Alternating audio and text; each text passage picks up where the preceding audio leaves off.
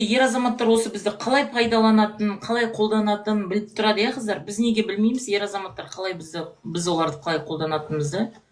Біз одан не күтетінімізді, не қылатынымызды неге білмейміз? Неге бізге оны айтпайды?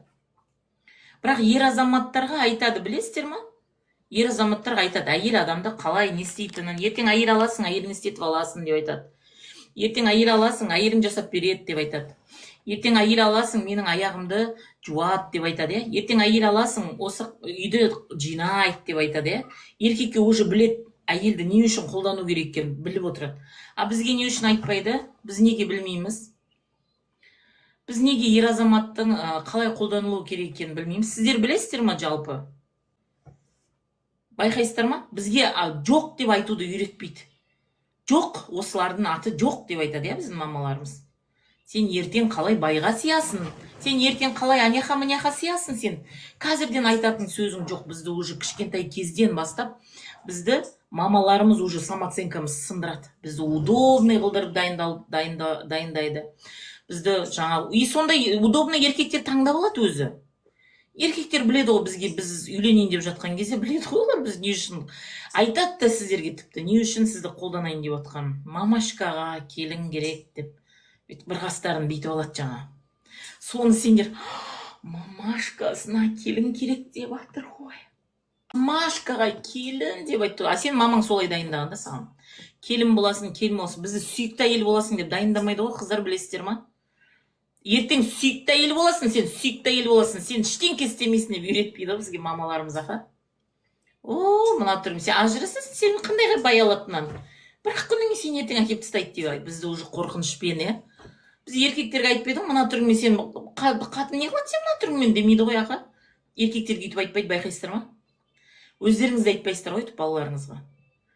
Сен мына күн бір күнде мына қатын тұрмайды ғой саған деп. Біз уже барамыз оларға пайдаланылуға, қолданылуға, есігінің алдын сыпыратынымызға. Біз есіктің алдын сыпырсақ, ол қалағын ұстап тұрсын. Біз есіктің алдын сыпырсақ, ол күтейік, біз күтуді үйретпейді бізге, күйеуді күтуді үйретпейді бізге. Бірге істейік, бірге жұмыла істейік деген нәрсе жоқ. Сол үшін мына осы нәрселер бізді ажырасуға алып барады. Бізде жұмыла істеу, бірге істеу, ортақ шешім қабылдап үйрену дегенді біз білмейміз. Біз білмейміз. Біз тек жеке істейміз. Конечно, күйеу есірет. Конечно, күйеу білгенсе, конечно, күйеу үйге асықпайды ол. Сол сияқты бізде қыздарға жоқ деп айтуды үйретпейміз. Жоқ деген сөзін біз кішкентай кезінде сындырып тастаймыз ғой, ана қызды ұрып, неше түрлі сөздерді айтып, сорлы қыз, жынды қыз, сен қандай, уже под себя удобный қылып аламыз. Аналар ең бірінші қыздарды под себя удобный қылып алған кезде, оны любой еркек под себя может подстроить. Прям легко и просто, потому что ол уже готовый проект. Ол мамасының готовый проектісі. Ертең сол мамасынан готовый проект алып кетіп жатқан кезде, мамасы айтады, бұл қызды мен бақтым, қақтым, өзім үшін, өзіме ыңғайлы қылу үшін, звондап тұру үшін, ақшасын беру үшін, никакой бір жерде жаңағы ананың бір керемет бір махаббат емес. Я өздеріне ыңғайлы қылады. И тура солай күйеулер де бізді өздеріне ыңғайлы қылады. Түріңнен көрініп тұр ғой сен есіктің алдын тап-таза алып сыпыратының. Түріңнен көрініп тұр ғой сен. Сен сияқты осы честно жаңағы жұмыс жасайтын служанка жоқ екен, түріңнен көрініп тұр ғой. Тамақты жақсы қылып істеймін, тамақты күшті қылып істеп берсем болды емес пе деп түрлерін уже айтып тұр ғой сендер. Не үшін істейсің тамақты? Істемеймін, өзің істеп ал деп. Сөйтіп айтсаң, алмай қалады, сен бай алмай қалады. Сізге лишь бы байға тию. Достойный байға тию деген сөз жоқ. Байға тисем болды. Достойный, мен уважать ететін, я, мысалы, айтпаймыз, әйтеу байға тисек болды. Керемет жігітке тисем. Ол менің мынандай қалауларымды орындайтын болса деген, ой, қалау деген жоқ қой сендерде. Сендер уже готовыйсыңдар ғой. Сразу ана кісінің бір нәрсесін жасайтын біліп тұрасыңдар. Есін алдын сыпырам. Маманың аяғын жылы суға саласың ба десе, салам дейтін. Ну, если завтра, ертең сосын кейін сіздер уже оның айтқанын істей бергеннен, он же знает,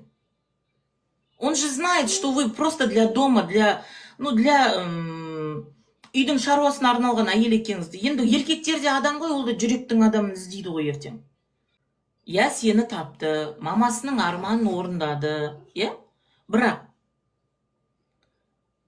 олар да сүйікті болуға лайықты. Сен оны сүймейсің ғой. Сен оның жұмысын сүйесің. Сен оның тірлігін сүйесің. Сен оның қонақтарын сүйесің. Бірақ сен оның өзін сүймейсің ғой, қыздар. Ертең ренжисіңдер. Неге менің күйеуім гулять етеді? Неге менің күйеуім извинять етеді? Потому что сен оның жүрегінің адамы болып келген жоқсың. Сен оның тірлігінің адамы болып келдің. Үйге тірлікке де бір адам керек, білесіздер ма? Бала тууға да бір адам керек арнайы. Біреуді жақсы көру деген ол жұмыс кәдімгідей. Біз робот емеспіз, елдің бәрін жақсы көріп, туып атып, жұмыс істеп атып, енеге жағып, біз де адамбыз, біз де шаршаймыз. Мәселе ода емес. Біз барлығымыз тек күйеуге тисек болды. Ойымыз барлығы. А еркектер үйтіп не қылмайды. Еркектер өзінің жүрегінің адамын іздейді олар.